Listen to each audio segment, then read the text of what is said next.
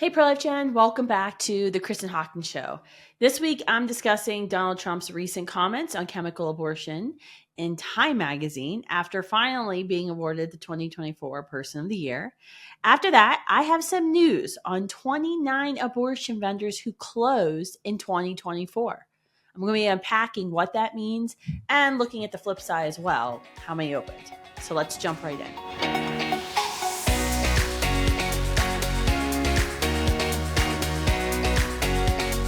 So, in case you missed it, President Donald Trump was finally named Time's Person of the Year. It was a whole thing during his first administration that he never was Person of the Year. So, congrats.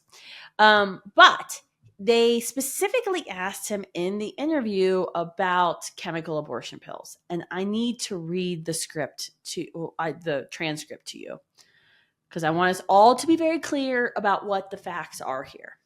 So the questioner asked, let's shift back to some domestic issues. Will you vow that your FDA will not do anything to limit access to medication abortion or abortion pills? First of all, do you notice how the abortion industry always calls it medication abortion? Because medication generally has a good connotation, like medication helps you. That's why they call it medication abortion, just FYI. That's why we never give into that and say that word. Trump responded, well, we're going to take a look at all of that. That's why I'm here. We're going to take a look at all of that. Questioner, so it's possible they may?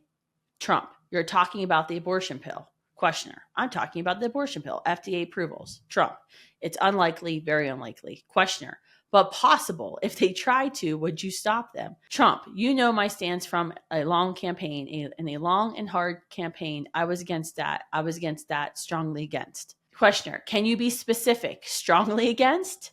Trump, strongly against. You're talking about the abortion pill. Questioner, you're against the abortion pill? No, I was against stopping it. Questioner, right, okay, just to clarify. Trump, so I don't see any reason why it changed, but somebody could come up with something that this horrible thing. That is the key phrase, folks, right there.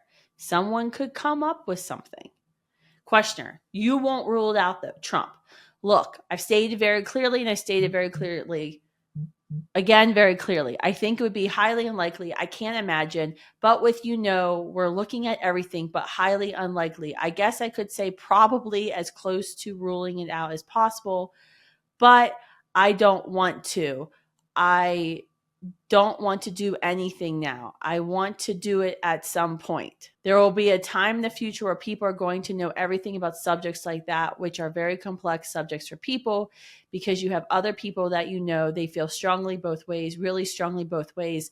And those are the things that are dividing up the country. But my stand from a very long, hard thing. And I think it's highly unlikely that I'll ever change that. Is it 100% unlikely I'll change or that I'll stay? And the questioner said, I think the women of America want to know, are you committed to making sure the FDA does not strip their ability to access their abortion pills?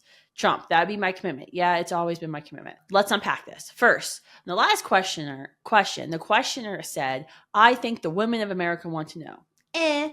Let's just be very clear. Not all women, are pro-abortion, like the media likes to portray. Second, it's very evident that Donald Trump doesn't know a lot about chemical abortion pills. I can tell you this firsthand. I was just up on Capitol Hill a couple weeks ago, and we had this whole brief for U.S. Senate staff on chemical abortion pills, how it's in our drinking water. We were briefing on some highly confidential research that we have at Students for Life and our Dimitri Institute for Pro Advancement.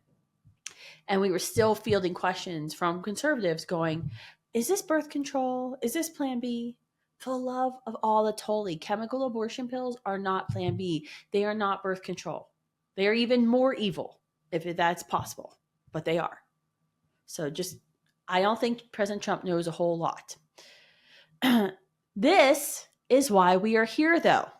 President Trump, we, the pro-life generation, will happily teach you all that you need to know about chemical abortion pills.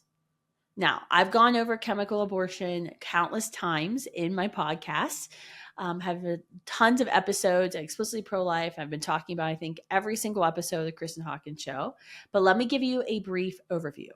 Chemical abortion exposes women to injury, infertility, and death and sex abusers. The Charlotte Lozier Institute has an excellent fact sheet regarding the risks and complications of chemical abortion, which I'll put in the show notes on YouTube. 3 to 7 out of every 100 women who choose chemical abortion and take it early in pregnancy will need follow-up care, with as many as 7 to 10% needing follow-up care in the first trimester after 63 days of pregnancy, and up to 39% requiring surgery if the chemical abortion pill regimen is accidentally taken in the second trimester. So we know, and I personally have met, and if you've talked to students on campus who've had taken chemical abortion, many women are taking chemical abortion into the second trimester, which is a huge no-no. According to the Charlotte Lozier Institute, 39% will require surgery if they take it in the second trimester. As many as 15% of women who take chemical abortion pills will experience hemorrhaging. 2% will develop an infection, which, by the way, an infection in your uterus is life-threatening. That's how Amber Thurman died.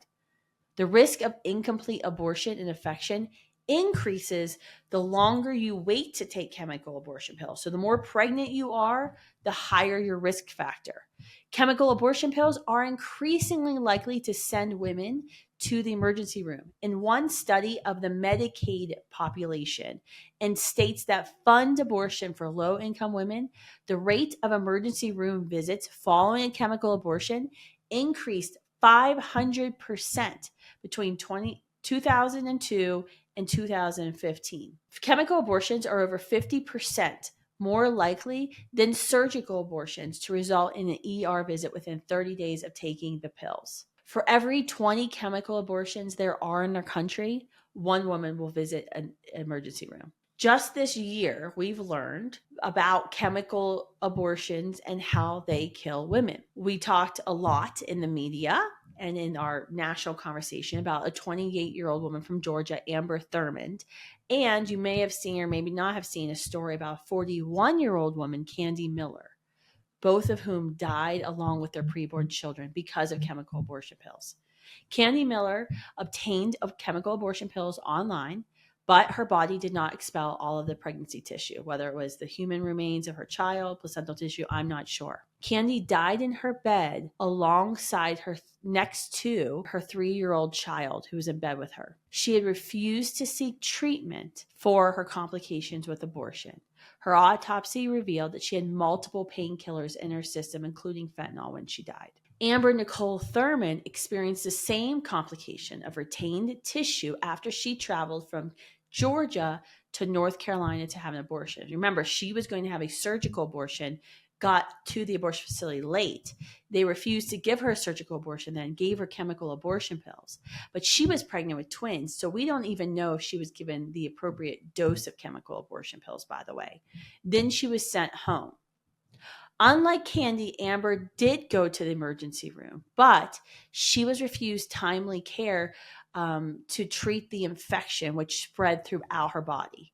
By the time they took her into the OR, Amber's infection was so bad, her septic infection was so bad, it was too late to save her life. And there are a lot of unknowns about the story and questions we have in the pro-life movement as to why the hospital delayed her care so long. This is the current status quo of the abortion pill in America, which President Trump can change. It's causing women like Amber and Candy to be preyed upon by this psychotic chemical abortion industry that could care less whether or not they live or die. You can't expect any less from an abortion industry that literally kills children for profit. On top of this, we now know chemical abortion pills are polluting the environment and our drinking water, which obviously is not in line with President Trump, who said multiple times he wants crystal clear drinking water, and RFK Jr.'s Make America Healthy Again initiative. So I'm committing to you, and I hope you will commit to me, that we must make sure President Trump and his entire administration know this new information about chemical abortion pills. The chemically tainted blood, placental tissue, human remains are now being flushed down our toilets, in our bathtubs, and are entering our drinking water. At the very least, the Trump administration and his FDA must reinstate the health and safety standards for chemical abortion pills that the Biden Harris administration stripped in 2021. These, by the way, are safety regulations that the Clinton and Obama administrations had put in place. Obviously, not administrations that cared about women either and babies either, but didn't want women to die. Not having these restrictions, like requiring an ultrasound before and after the abortion, not requiring a blood test to make sure she's not Rh negative, not requiring an in-person visit. These things are the reason Candy and Amber died, because they didn't know there was placental or fetal tissue still within them. They are the reason why sex abusers now can access these drugs. We saw the case just last week in the UK where sex abusers are getting these drugs and poisoning their partners to cause an abortion. Not having these standards are opening up women to more death, more injury, and more sexual abuse.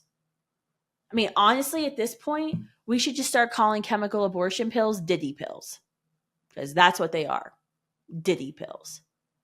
So President Trump, if you're watching, as you should be, we want to help you get the new information you need on chemical abortion pills. And we're going to be loud and clear for the next 4 years about it. So you might as well just give us what we want now.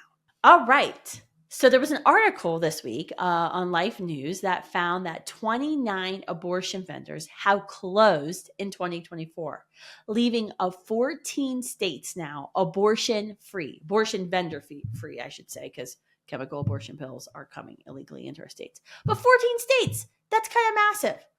Those states are Alabama, Arkansas, Idaho, that's where I'm at right now, Indiana, Kentucky, Louisiana, Mississippi, Missouri, North Dakota, Oklahoma, South Dakota, Tennessee, Texas, and West Virginia. I am so proud. As a native West Virginian, as a legal South Dakota resident for 4 years while we traveled the country, and now as a full-time resident of Idaho, all three of my states win. In addition to these 14 states, there's 4 states now that I have to mention that they need to get special notice, that have heartbeat protection laws that are also saving a significant amount of lives. Florida, Georgia, Iowa, and South Carolina. South Carolina will be abortion free. Thanks to Students for Life Action. If we get everything done, we need to get done in Columbia in 2025. Just a little hat tip. Now, before I get into all these numbers, I want to preface this whole section with saying, as I've said, probably 100 times before, we do not have a national abortion reporting law. So we cannot track everything when it comes to abortion. In fact, even the abortion numbers that are reported to the CDC every year don't have Maryland and California, huge abortion states, included, because there's actually no requirement that states actually even say how many abortions they commit. Also, we know because of the Biden-Harris administration's reckless FDA in December of 2021, we have a lot of injury and deaths that are likely happening because of chemical abortion pills that we don't even know about, because they're not being reported on the non-existing national abortion reporting law. So we have a couple bad things going on. However, I will take it as a win that we know so many abortion vendors have closed down for good. We do not need businesses in our communities getting paid to kill babies in our community. Think about that. That's crazy. These buildings that were around, and they were existing probably for decades, existed for a woman who is scared to pay them to kill a child. So she would walk in pregnant, 2 people, 2 humans would walk in those doors, and only one would walk out alive. And we just let these places operate in our communities like it's no big deal. Despite these closures, though, the overall number of operational abortion facilities has tragically kind of stayed the same. We know that 29 vendors have closed or stopped their abortions in 2024. 55% were pill-only locations. 45% were surgical. 46 vendors, though, opened or resumed their abortions. So that's tragically what's going to happen in the state of Missouri because of their late-term abortion ballot referendum. The Planned Parenthood there had ceased operations, moved across the river to Illinois, which is a death state. And now because the late-term abortion ballot referendum narrowly won, they're going to try to resume operations unless the state legislature and governor get to work. 20 abortion vendors will no longer see patients in person in this report, which means they move to a virtual pill supplier category. This is why we need an FDA that, I don't know, adheres to the laws in our books that would stop that from happening. So I think I think we could say for sure that the fact that a lot of these abortion vendors have moved clearly to an online business model, this shows us how important the health and safety standards for chemical abortion pills are and why the Trump administration must restate them. Because these drugs should not be available for mail order. In fact, it actually violates federal law. There's this thing called the Comstock Act, and it's been written in the Atlantic, the New York Times. All of the liberal mainstream media has been writing about, because they know the Biden-Harris DOJ has clearly told abortionists that they can violate federal law, the Comstock Act, and ship abortion materials, which is literally illegal. So if you just had an administration, President Trump, that adhered to federal law that's already been longstanding, we could stop a lot of these virtual abortionists. Looking back in history, in 1991, there were 2,176 brick and mortar abortion vendors. So I'm giving you some perspective. 1991, 2,100. Today, with all of these closings this year, we are at 667. 2 out of 3 abortion physical vendors have closed since 1990. That's huge, guys. That's amazing. In a survey conducted by Operation Rescue in 2009, they said in 15 years, the abortion facility numbers have fallen from 844 to 667, a 21% reduction. Since 2020, 238 clinics have closed. That's a pretty good chart. I'll take it. Dr. Michael New, who is kind of the pro-life movement statistician, he teaches at Catholic University of America, has recently noted that the number of independent abortion facilities went down from 510 in 2012 to 363 in 2024, which is a 29% decrease in 12 years. He's also noted that 76 abortion vendors have closed down since 2022. 33 of those closures, so 43% of the closures, are in states with strong pro-life laws in place. So no matter where you are, you can build a culture of life. Pro-life and pro-choice states combined are having abortion facilities closed down. Some of the more interesting stats from this article is that Planned Parenthood makes up less than half of the 29 abortion closures this year. For those who've been in this fight for decades, I can tell you for sure, things definitely look different today than when we began this fight. I lived through the 2,100 abortion facilities years. I remember when we used to say 1 in 3 women would have an abortion, and now we say 1 in 5 will have an abortion. Things have changed. Things have gotten better. There are less abortions today. There are less abortionists today. However, that doesn't mean our battle's won. Abortion, the nature of abortion has changed. The business of abortion has changed with chemical abortion pills. So I think the reason I brought up this kind of study today, I want to share with you at the end of this year, is we did a lot of work this year, and we've done a lot of work in the 2 years since Roe versus Wade was reversed. And there are 100% victories that we should celebrate and take the time to celebrate, because these abortion facilities that close down mean human lives will be saved. Women will be spared. However, our fight has changed, and I would say it's gotten harder than ever before, because instead of having 2,100 brick and mortar abortion facilities, we now have 600 abortion facilities and all these people online operating, and we can't see them. And it's harder to find a way to interrupt their business cycle. We can't pray in front of their online website. It doesn't work that way. So it comes down to this, guys. We're going to need federal and state involvement in 2025 to address the lawless, heartless abortion industry, particularly the chemical abortion industry, to protect women and children from the abortion industry. This is going to require all of us. So we've got to be committed to not going anywhere. I'm not going anywhere, and I certainly hope you're not going anywhere and you're planning on joining us in 2025. Thank you for joining today's episode of the Kristen Hawkins Show. I want to thank you all so much for tuning in, for sharing the podcast, for rating the podcast. Make sure you subscribe and follow me on Instagram and YouTube for more discussions like this. If you want to hear from me daily on pro-life news that I think you need to know, it's just a short little text I'll send you. You can join my personal text line by texting the word Kristen, my name. You have to spell it right, A-N, to 53445. Just text my name, Kristen, to 53445, and you'll get Monday through Friday a short little text message from me of a pro-life news item that I think you should know about and pay attention to. Just as a heads up, we will be off for the podcast the week of Christmas, and I am having surgery the week of Christmas. So keep me in your prayers. I had to schedule my surgery with holiday and vacation time, so I wouldn't be taken away too much from the pro-life movement. So keep me in your prayers for the surgery and for my recovery, and my husband, who will be holding down the Hawkins house fort. Don't worry, I'm baking all my Christmas cookies today. Santa's gifts have already been ordered and I think wrapped. So we're all good on that front. But I would appreciate your prayers. And if I look not awesome the beginning of January and you see some bruising, just please be nice in the comments. Because I'm not real sure how the surgical recovery is going to go. And no, by the way, I'm not having plastic surgery. I told a friend the other day I was having surgery for something that could be fairly serious.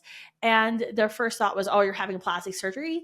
I don't know why you would think I would have plastic surgery. I'm still like a little offended. He thought I was going to have plastic surgery. No, Kristen Hawkins is not having plastic surgery. I mean, I have things I would love to get fixed about me, as I'm sure we all would. But no, that's not why. I do not have time for plastic surgery, you people. I have to end abortion. Do you think I have time to like go have surgery just to look better so we can end? No, I have babies to save over here. So keep me in your prayers. And my friend who said that, I fully still expect an apology card to come in the mail. So keep raising your voices, keep standing for life, everyone. I hope you have a very Merry Christmas with your families. And thank you. From the bottom of my heart, I want to thank you for all of your tireless work this year, whether you volunteered with us at Students for Life and Students for Life Action, if you were there at the state capitals, door knocking in Washington, D.C., on your campus, in your community with abortion-free cities. I want to thank you for all that you've done and your family has done this year to join us in the pro-life movement, to stand for the most defenseless and the most vulnerable in our society, and to speak for them loud and clear that every human person, no matter their location, no matter their size, no matter their circumstance of conception, no matter their age, is valuable and has human rights, and fundamentally shouldn't be killed just because of where they're located. Merry Christmas, everyone.